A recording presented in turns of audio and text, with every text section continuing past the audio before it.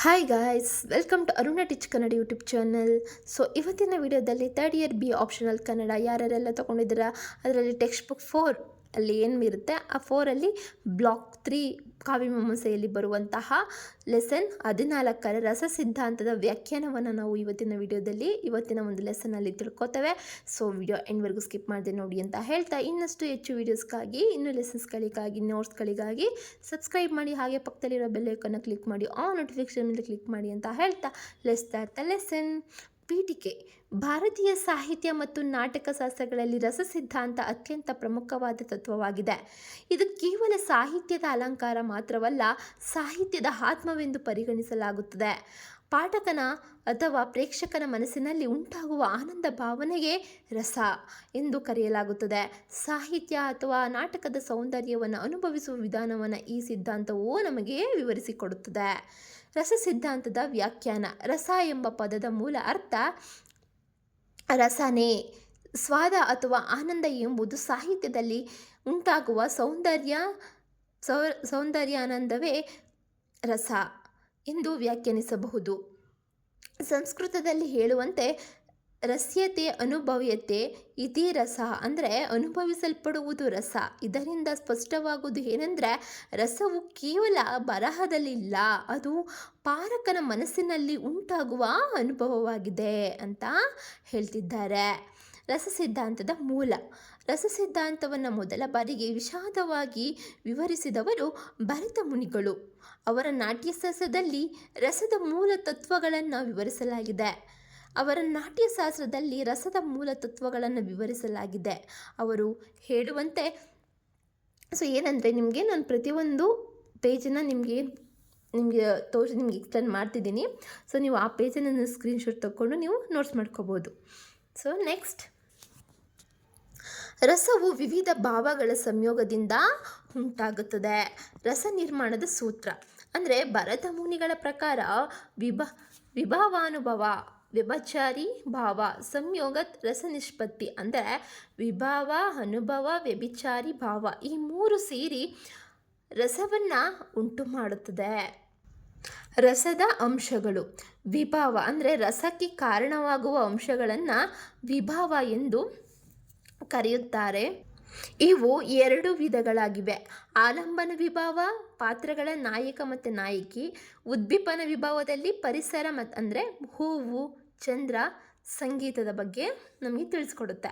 Second one ಅನುಭವ, ಭಾವ ವ್ಯಕ್ತವಾಗುವ ಹೊರಗಿನ ಲಕ್ಷಣಗಳು.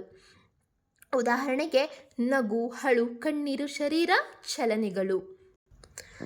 ವ್ಯಭಿಚಾರಿ ಭಾವ ಅಂದರೆ ತಾತ್ಕಾಲಿಕ ಭಾವನೆಗಳು, ಇವು ಮುಖ್ಯ ಭಾವವನ್ನು ಬಲಪಡಿಸುತ್ತವೆ. ಉದಾಹರಣೆಗೆ ಲಜ್ಜೆ, ಸಂಶಯ, ಭಯ, ನಿರಾಸೆ. ಸ್ಥಾಯಿ ಭಾವ ಮತ್ತು ರಸ ಅಂದರೆ ಪ್ರತಿ ರಸಕ್ಕೂ ಒಂದು ಮೂಲ ಭಾವ ಇರುತ್ತೆ, ಸ್ಥಾಯಿ ಭಾವ ಇರುತ್ತದೆ. ಈ ಸ್ಥಾಯಿ ಭಾವವು ವಿಭಾವ ಮತ್ತು ಅನುಭವಗಳ ಮೂಲಕ ಬೆಳೆಯುತ್ತಾ ರಸದಾಗಿ ಪರಿವರ್ತಿಸುತ್ತದೆ.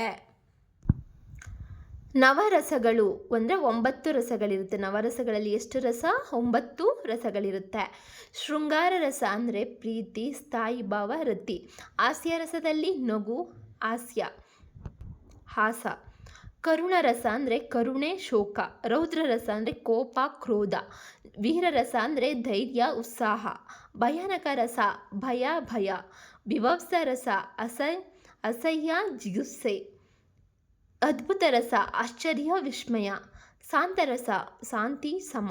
ರಸ ಸಿದ್ಧಾಂತದ ಮಹತ್ವ. ಸಾಹಿತ್ಯದ ಆತ್ಮ ರಸವಿಲ್ಲದ ಸಾಹಿತ್ಯ ಜೀವವಿಲ್ಲದ ದೇಹದಂತೆ. ಸಾಹಿತ್ಯದ ಆತ್ಮ ಅಂದರೆ ಸಾಹಿತ್ಯ ಇಲ್ಲದ ಈ ರಸವಿಲ್ಲದ ಸಾಹಿತ್ಯ ಜೀವವಿಲ್ಲದ ದೇಹದಂತೆ ಅಂತ ಹೇಳ್ತಿದ್ದಾರೆ.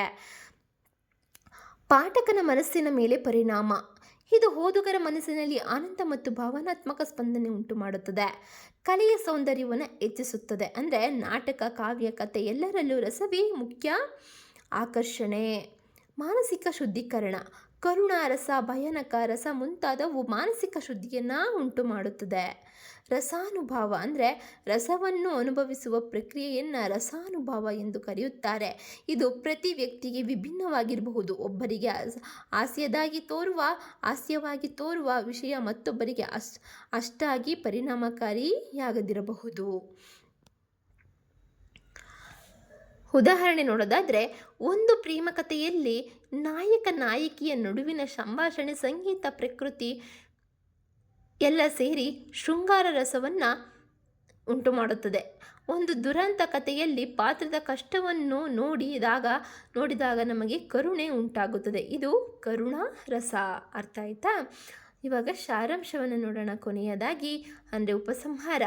ರಸ ಸಿದ್ಧಾಂತವು ಭಾರತೀಯ ಸಾಹಿತ್ಯದ ಅತ್ಯಂತ ಪ್ರಮುಖ ತತ್ವವಾಗಿದೆ.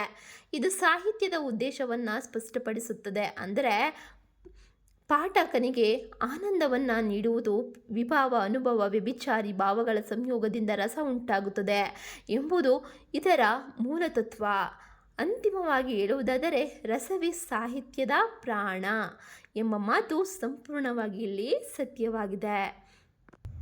ಸೊ ಇದಾಗಿತ್ತು ಇವತ್ತಿನ ಲೆಸನ್ಸು. ನಿಮ್ಗೆ ಇಷ್ಟ ಆಗಿದೆ ಅಂತ ಹೇಳ್ತಾ, ಹಾಗೆ ಇಲ್ಲಿವರೆಗೂ ನೋಡಿದ್ದಕ್ಕೆ ಥ್ಯಾಂಕ್ ಯು ಅಂತ ಹೇಳ್ತಾ, ಸೊ ನಿಮ್ಮ ಅನಿಸಿಕೆಗಳನ್ನ ಕಮೆಂಟ್ ಮೂಲಕ ತಿಳಿಸಿ. ಇಷ್ಟ ಆದರೆ ಲೈಕ್ ಮಾಡಿ, ಇಲ್ಲಾಂದರೆ ಡಿಸ್ಲೈಕ್ ಮಾಡಿ. ಹಾಗೆ ನಿಮ್ಮ ಲೈಕು ನನಗೆ ಇನ್ನಷ್ಟು ವೀಡಿಯೋಸ್ಗಳು ಮಾಡಲಿಕ್ಕೆ ನನಗೆ ಪ್ರೋತ್ಸಾಹವನ್ನು ನೀಡಿದಂತಾಗುತ್ತದೆ. ಹಾಗೆ ನಿಮ್ಮ ಅನಿಸಿಕೆಗಳು ಕೂಡ ತುಂಬ ಇಂಪಾರ್ಟೆಂಟ್ ಅಂತ ಹೇಳ್ತಾ, ನಿಮಗೆ ಇಷ್ಟವಾದಲ್ಲಿ ಲೈಕ್ ಮಾಡಿ. ಇನ್ನೂ ಹೆಚ್ಚಿನ ವೀಡಿಯೋಸ್ಗಾಗಿ ಸಬ್ಸ್ಕ್ರೈಬ್ ಮಾಡಿ, ಪಕ್ಕದಲ್ಲಿರೋ ಬೆಲ್ ಐಕಾನ್ನ ಕ್ಲಿಕ್ ಮಾಡಿ, ಆಲ್ ನೋಟಿಫಿಕೇಷನ್ ಮೇಲೆ ಕ್ಲಿಕ್ ಮಾಡಿ ಅಂತ ಹೇಳ್ತಾ, so see you the next video. Bye, take care.